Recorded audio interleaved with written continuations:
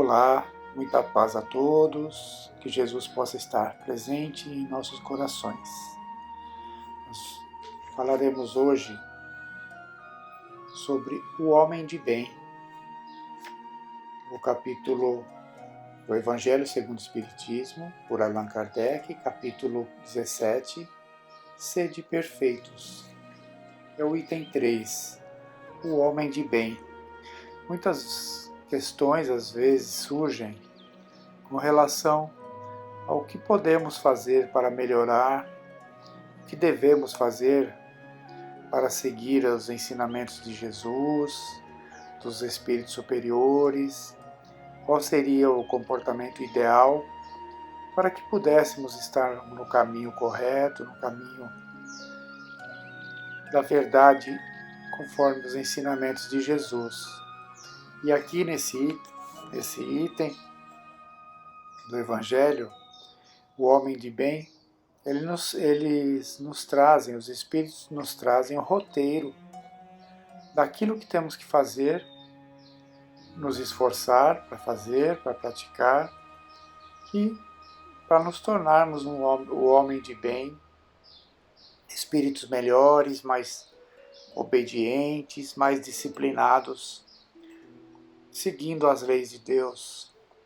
Vamos ver aqui alguns pontos que o Evangelho nos traz. Olha, o verdadeiro homem de bem é aquele que pratica a lei de justiça, de amor e caridade, na sua maior pureza.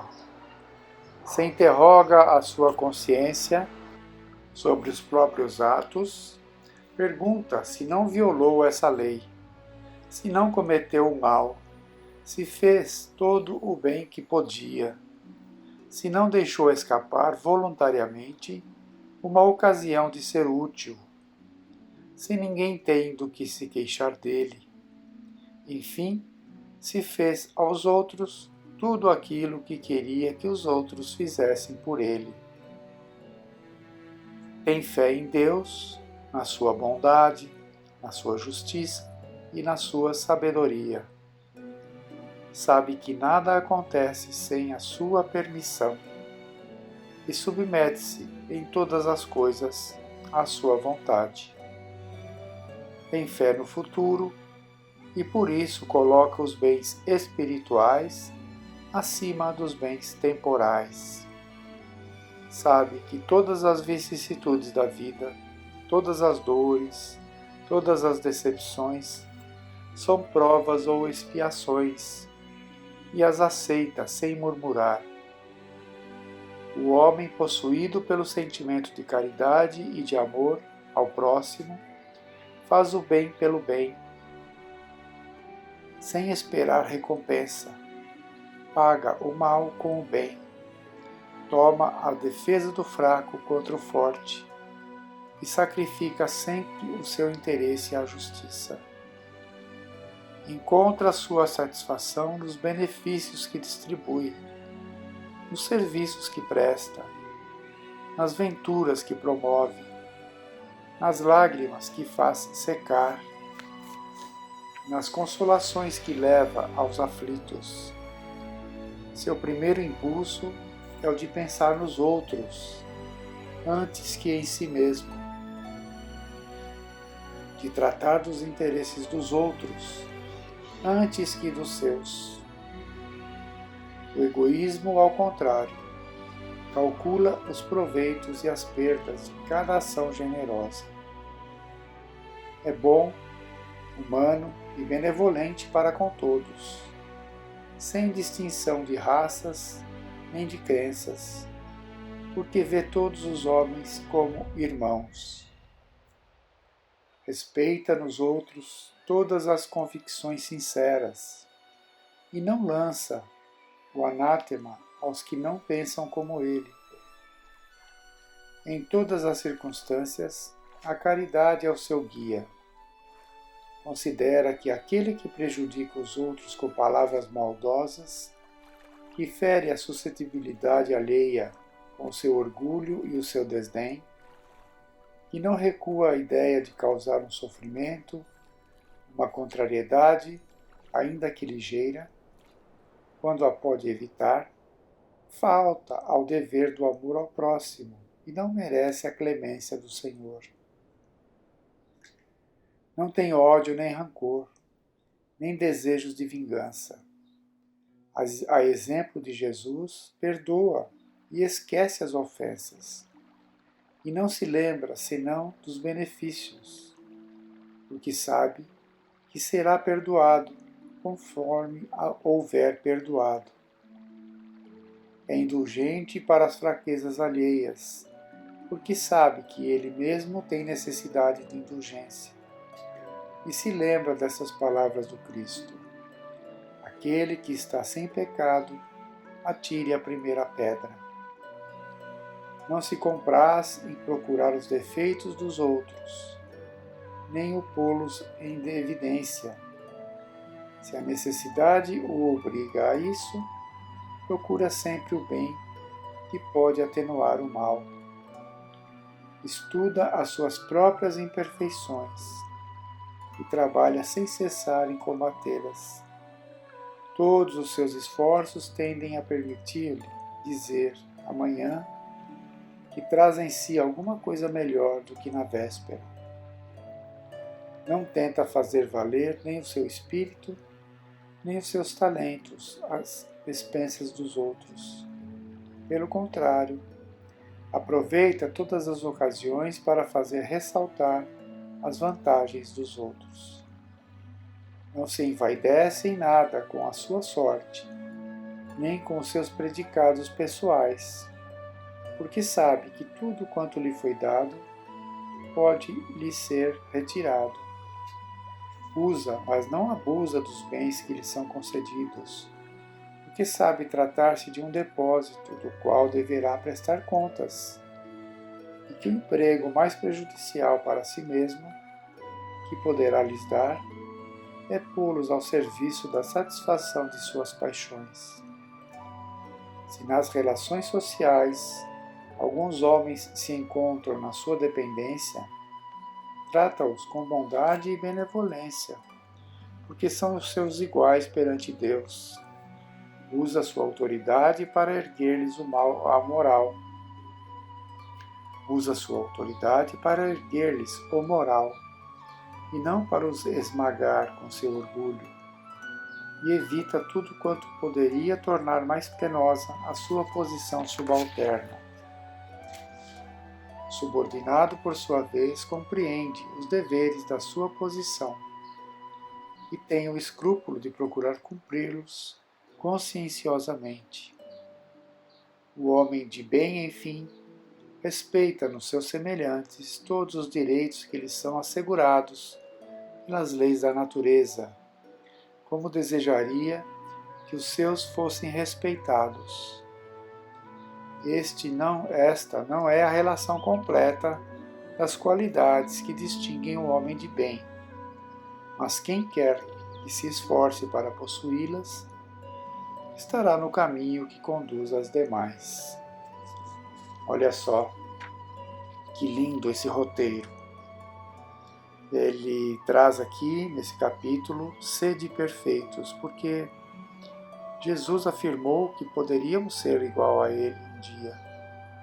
Basta que tenhamos ali a boa vontade, o esforço, a dedicação, para seguirmos os seus passos, o seu caminho. Tanto é que Ele é o nosso modelo e guia. Ele é o modelo e guia da humanidade.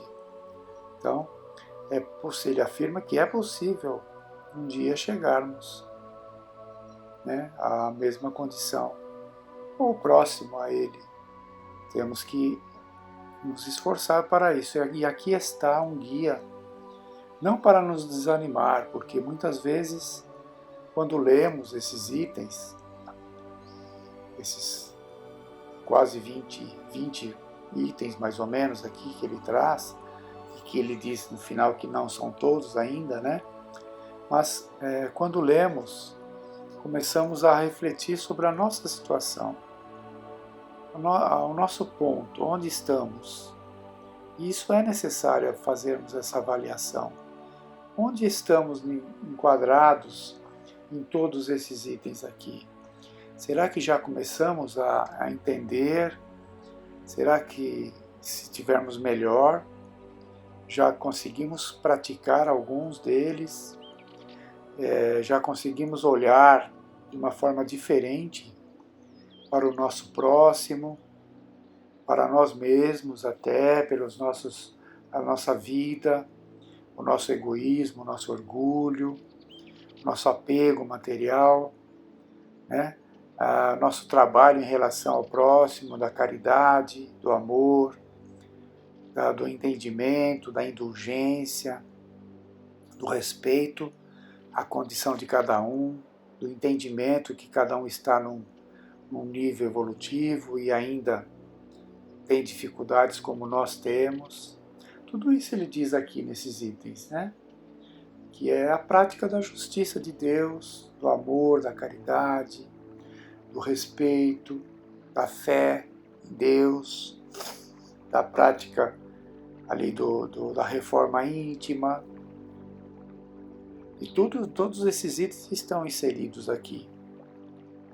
Se nós analisarmos a indulgência, do apego material, a respeito ao próximo, a aplicação do trabalho na caridade, do entendimento das leis de Deus.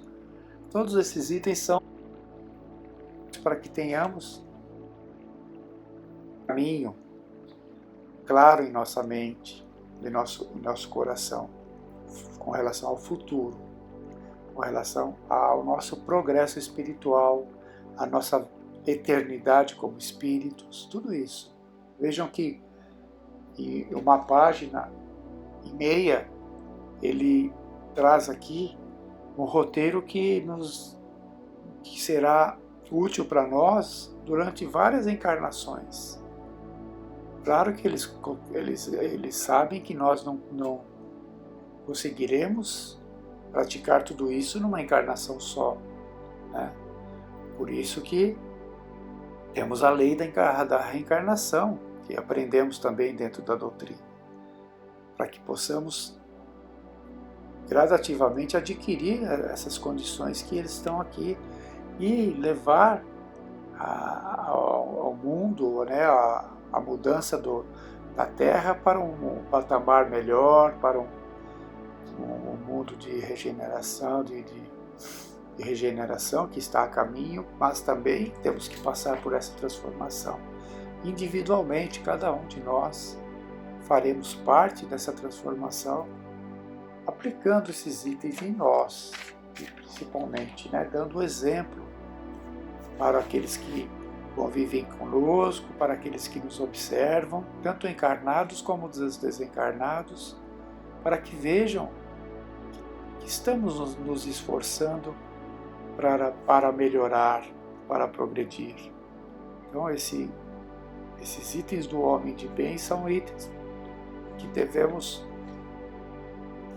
ler todos os dias, tê-los claros na nossa mente, antes de dar uma resposta mal educada, antes de termos um comportamento agressivo, antes de termos ali o instinto, né, agindo em nós ainda.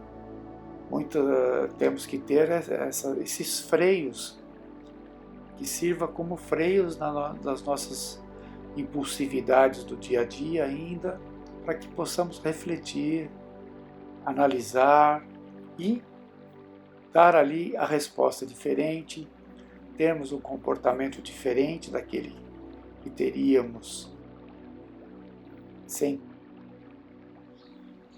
essas mensagens e refletindo no nosso dia a dia. Então serve para isso, para frear ainda as nossas más tendências e, claro, nos impulsionar para as boas, para substituí-las por tendências melhores, por palavras melhores, por comportamentos melhores e, por consequência, por pensamentos melhores. O uso disso diariamente em nossa vida. Tá certo? Que Jesus possa nos abençoar, que essas lições do Evangelho estejam claras na nossa mente, bem nítidas, bem entendidas e bem praticadas na nossa vida. Que Jesus nos abençoe e fiquem todos em paz.